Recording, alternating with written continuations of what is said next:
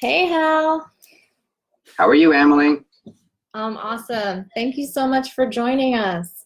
Oh, thanks for having us, or having me at least. Yeah. And tell us where you're located again. We are in Yardley, Pennsylvania. Right now, I'm actually in my home in Newtown. Oh, perfect. So we're chatting today with Hal Levenson. He is the founder and chief visionary officer of Trilogy Partners.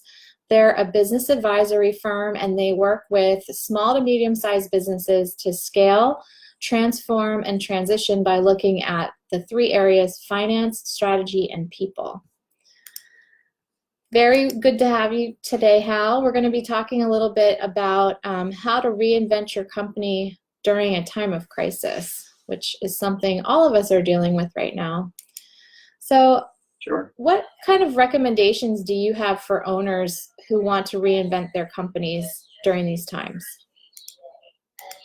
So, Emily, I think you really should look at a process that's going to work for you. And I think most owners, what we do is really, I'll speak for myself as well as the people we work with, they really manage to make decisions from their gut or from their heart.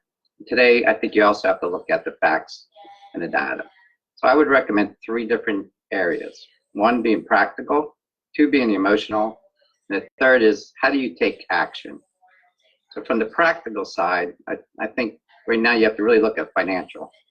Cash is king. You got to look at short term, how you're going to survive, medium term, and then long term. Yeah. And I think you have to look at your resources. You have the right people in the right seats. You have the right organization structure, technology. And then also, I think, are your products and services going to be relevant? And then regulations. What's the government going to do for you or against you? Yeah.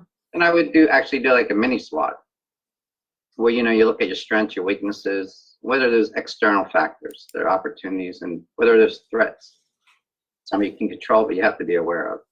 And then determine, do you really need to tweak your business, reinvent your business, or maybe you can just stay the same. And then from that, from a practical standpoint, I would just take 2 to 3 critical success factors. Not a lot, just those 2 or 3 that you absolutely have to do to make sure that you're going to be relevant and profitable. The second thing you have to look at is from an emotional side. You have to look at how are you reacting to this whole situation. I think there you need some support internally. Sure, there's few people around you that are going to really tell you the hard truth. Externally, because us entrepreneurs, we really like to get external people's perspectives and confirmation. And then I think you have to look inward. This is a time where you have to be vulnerable. You also have to get away from all the noise. You just have time to look at yourself, meditate, take walks, exercise. I think you know what you want and what you're able to handle. And then also from the emotional side, I think ask yourself, and that you don't have to do this alone. There's other people out there that can help you. And then the last part is how you're going to take action. So what I would look at when you say take action, I would go through a process there too and say get internal feedback, get their perspective. Again, I think you would also want to get external perspective and then make a decision. My belief is the worst decision is not doing anything. People will follow you if you make a decision. You monitor that decision. If it's working, keep on doing it. If it's not, be flexible. So again, just to recap, I would look at a process where you consider the practical, the emotional, and most importantly, just take action. Yeah, I think it's so important right now because there's so much uncertainty to at least have like a framework around how to think about this, because otherwise it's just kind of like so overwhelming. So I love the idea of like having some sort of process that you're working through to get to a place that you feel good about. And I would agree. And Emily, I'm not a process person. So to me, I actually force myself to do that or have my team go in there. But once I do it, it's very, very rewarding. Yeah, and I would also agree, having just gone through this with my company, you have to be decisive right now. Somebody has to be making the decisions to move things forward and not get frozen in the fear and the uncertainty. Yeah. And people will follow you along if you're going forward. Totally. So, do you know anyone that's actually reinvented their business? And what did they do specifically? Sure, I can give you two examples. Um, One of them was a manufacturer, and their client base just dried up, but they were manufactured. So what they did is they reinvented their whole manufacturing line, and they did hand sanitizers. They're doing tons of business. They're very profitable. Their people are engaged, and now they have a whole nother source of revenue. How long it'll last, who knows? The other company was a cleaning company, and their clients were offices, churches, and schools. And so that whole reoccurring revenue dried up because they were all closed. So they did a little tweaking, and what they did is disinfecting. And what they went into is nursing homes and essential companies. And profitability there is enormous. And now they have a whole second stream of revenue and possibly even a whole new line of business. And so, do you think that they followed a specific process to come to that point, to get them to that realization, or how do you think they came to that realization? So I think one of the two probably did a formal process because we kind of helped them with it. The other one I think was reacting, but I know they had to deal with both. You know, here's reality, and here's emotional. And what they both did is they took action, and I think that was critical. Yeah. So, what are some of the challenges that owners are facing that you're seeing when they're trying to reinvent their companies? I would say three come to mind. One is uncertainty. You know, owners today, we like to be in control. So today there's a lot of uncertainty. And I think that could cause some people with anxiety, stress. It could actually freeze them not to do anything. So I think uncertainty is definitely one of the issues. The other thing is the challenge: are you relevant, and are you going to be sustainable? And I think there, again, you have to look at your resources, your products, services. I think you also have to predict the future, even though it's uncertain. How's it going to look financially for you, and also in the marketplace? What is going to sell? What's not? And I think the other challenge would be, again, emotional. How are you going to handle it? You know, so I think that would be a challenge. I think the other thing I would like to get back to, I think the challenge is, how do you get away from all this noise? Mm-hmm. There's so much hidden yet, so much time. How do you have time for yourself? And again, I would say you have to go through a new routine. For me, that was an adjustment. You know, I'm home all the time. I'm on. I was exhausted. Yeah. You know, I'm zoomed out. You know, so I think for me, I had to come up with a routine, and there was 5 elements to that routine. Number one, exercise. You know, if I'm physically healthy, I can think better. I think the second thing is something that we did even before the virus was break time. Take 30 to 40 minutes every day, and that's your time to really think about opportunities to innovate yourself. What do you want to do next? Forget about the company. What do you really want to do next? And I think the other thing is, you know, reflect on what you learned just from the last few weeks. So I think that helps you. And the other is really personal time. What are you going to do personally that's going to help you? Meditate, golf, walks, you know. And for me, the other routine was being connected. Connect with friends and family. Stay connected somehow, some way. By, you know, writing to them, Zooming them, calling them. Actually, it was a great opportunity to reconnect. And then the last thing, I think you have to get rest and sleep. Yeah. So I think those are the 3 challenges. Is, you know, 1, the uncertainty. 2, are you going to be relevant? And 3, how do you get away from all this noise so you can think more clearly? Totally. I know I had to personally do a hard reset myself and really come to terms with, this is what it's going to be for the foreseeable future. What do I want to make it look like? Because it's not going back to normal anytime soon.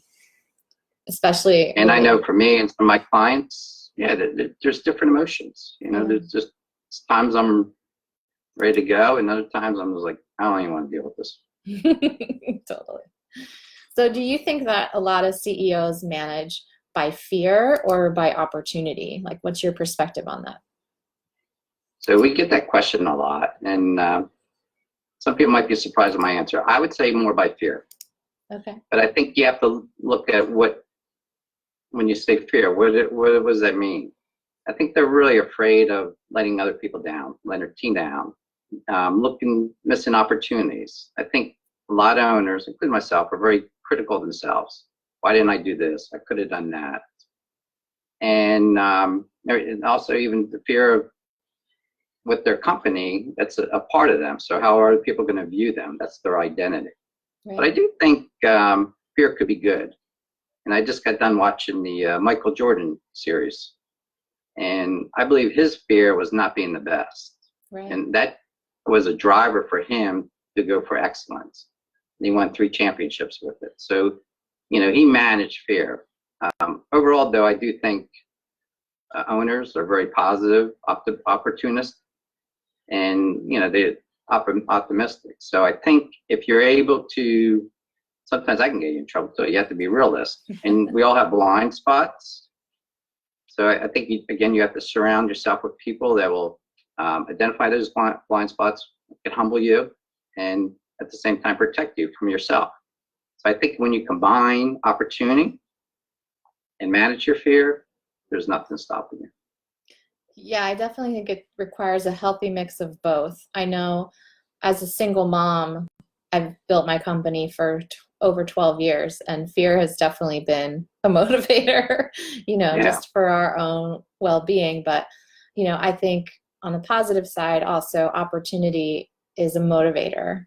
And so I think mixing, having a healthy mix of both is a great thing. And I think one thing I will say is most owners, majority of them are risk takers. Mm-hmm. And that's like a big differentiator. So even though you have fear, they will take that risk. Yeah. And the way I look at life is that for me to take a risk, I look at the worst possible outcome. And if I can survive that, then I'll go for it. Everything else is gravy. But I want to know that I'm prepared for that worst possible outcome. Yeah. It's good point. So is there anything interesting that you guys are working on that you'd like to share? So yeah, a couple things. So we just picked up a new client, and interest in me because of the COVID and everything else. It's like, you know what I've been talking about and thinking about, now it's time for transitioning. So we're going to help that company transition. And we're going to look at, do you sell outside, inside, financially, how do you become financially independent? So we're going to help them quarterback it. And he says, and actually make their company more profitable in the short term and more valuable in the long term. So when they do sell. His comment was, I wish I did this, 3 years ago. Again, being critical of himself. Totally. Yeah, so that would be good. And the other thing that I'm actually going there tomorrow is they're an essential company, and we're going to be doing what we call a business model canvas. And this company is doing very, very well. It's an essential company, profitable. But they want to look in the future and say, okay, how can we reinvent our company? How can we do things differently so we can even take advantage of other opportunities? They currently don't have a visionary. So they really want to have a process for how they can think outside the box, define whether there's 2 or 3 great ideas that they haven't thought about, and actually test them and then implement it.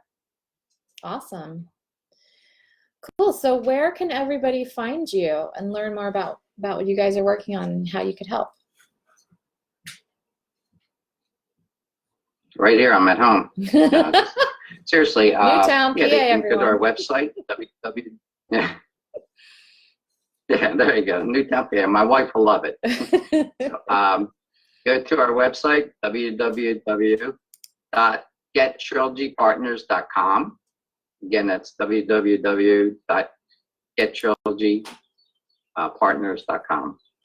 Or you can call us 609-688-0428. Awesome.